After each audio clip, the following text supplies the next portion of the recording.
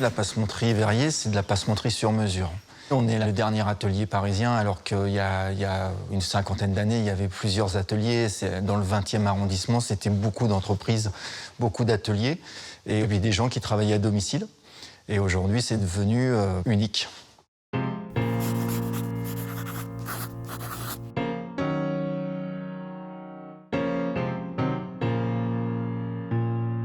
Mon papa et ma maman, ils ont commencé, ils devaient avoir 13-14 ans. Et ils ont fait de la passementerie tout le temps, quoi. Et puis ils ont eu l'opportunité de pouvoir racheter l'entreprise à la famille Verrier. Comme c'est un métier relativement difficile, mon papa n'a jamais demandé de venir à l'atelier. À la fois, c'est de la passementerie, mais il faut être mécanicien, il y a beaucoup de choses, retordeur. C'est très particulier, très technique. Et il n'a jamais demandé de venir. Et en fait, je suis venu parce que j'étais un peu quelconque après le bac, tout ça à l'école. J'ai eu la chance de partir aux États-Unis chez un tapissier. C'est là que tout le monde m'a dit « Mais pourquoi vous travaillez pas à l'atelier ?» Et puis tout d'un coup, j'ai demandé à mon père de venir. Il n'était pas tout à fait d'accord, mais il a vu tout de suite que j'étais naturel. Donc ça s'est fait naturellement.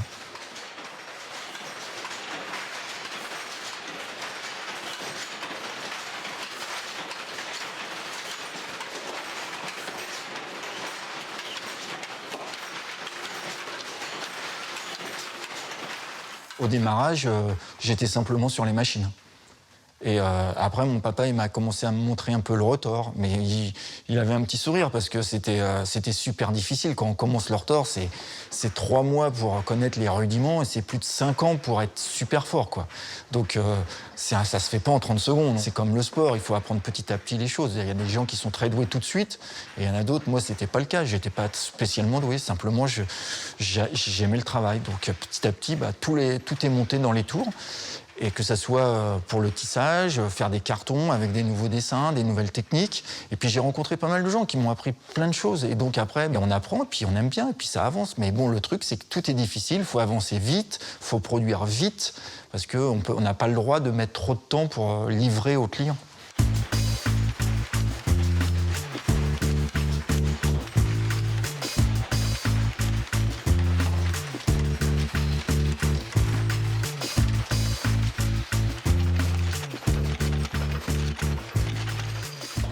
On a notre savoir-faire français, c'est nous qui avons créé la passementerie, quoi. Bien sûr qu'avant, il y a toujours eu des petits trucs de passementerie, mais petit à petit, c'est devenu de plus en plus technique, plus en plus raffiné.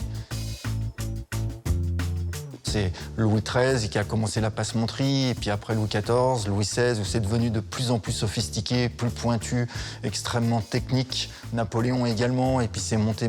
Et puis après, on est descendu dans les années 1930. La passementerie a commencé un petit peu à descendre, quoi. Et puis petit à petit, alors qu'au temps de Napoléon III, c'était extraordinaire.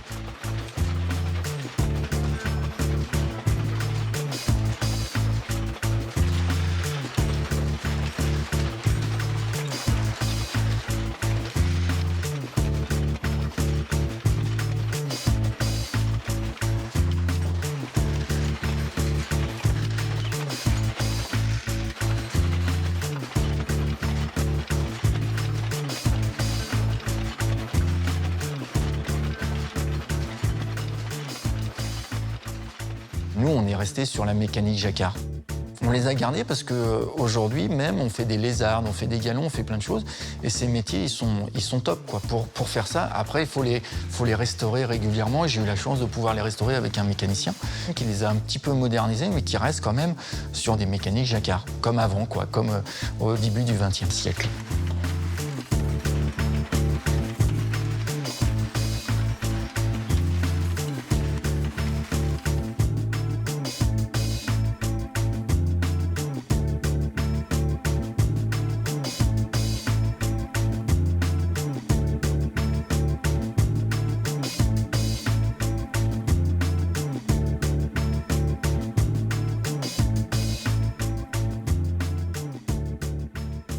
On fonctionne avec des cartons perforés et pour les perforer, on a une matrice pour avoir le motif correspondant. Une fois qu'on a la mise en carte, on pique tous nos cartons, on les perfore et après on les lasse pour pouvoir le mettre sur la mécanique et commencer à tisser.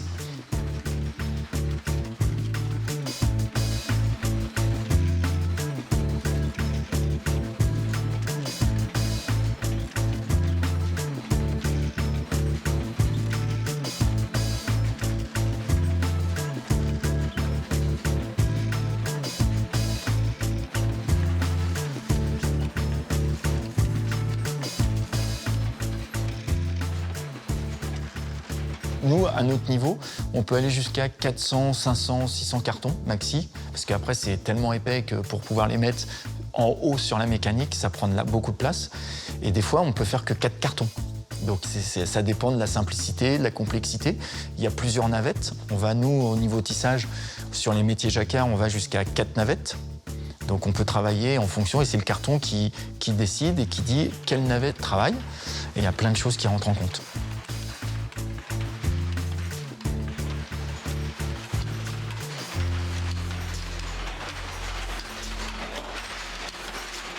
Les tisserands, les aides-tisseurs, il faut qu'ils soient vraiment pas loin de la machine parce qu'il y a les canettes qui se terminent, donc il faut changer les canettes. Et il peut y avoir les fils qui cassent au niveau de la chaîne parce qu'il y a un nœud, parce que ceci. Donc il faut vraiment faire très attention. Et puis en plus, s'il y a un défaut sur le galon, il faut tout détisser. Donc c'est vraiment une attention très particulière.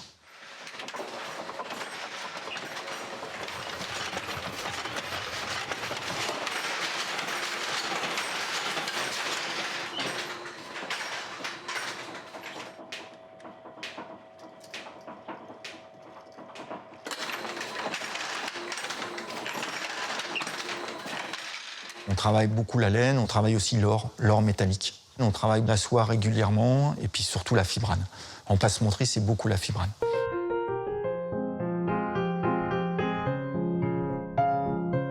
Nous, on achète les fils blancs et qu'on fait teindre en fonction de notre commande et de la couleur qu'on a besoin.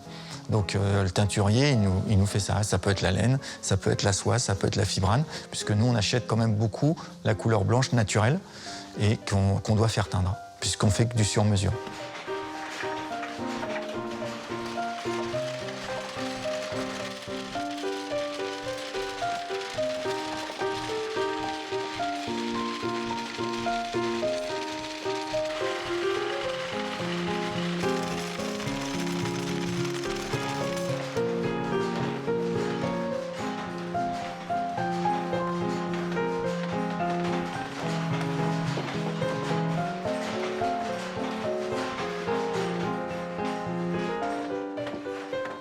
Dans le métier de la passementerie, la main à Paris, chez Verrier, c'est omniprésent.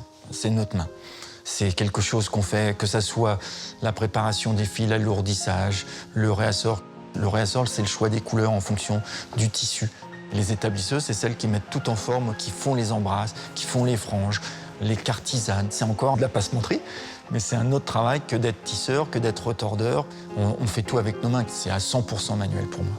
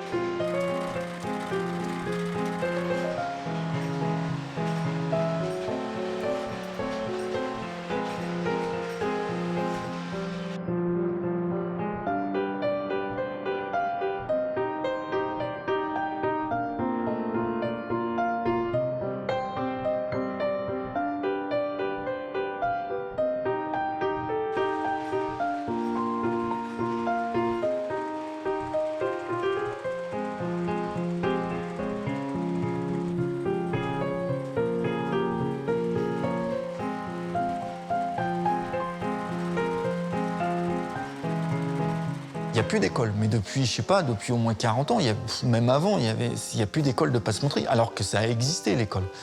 Il y avait des gens qui apprenaient, qui formaient. Aujourd'hui, ça n'existe plus. Donc, quand on apprend à l'atelier. C'est assez compliqué, mais une fois qu'on y est, on rentre dedans, quoi. Alors que quand on regarde extérieurement, qu'on ne connaît pas, on se demande, mais qu'est-ce que c'est, ça ?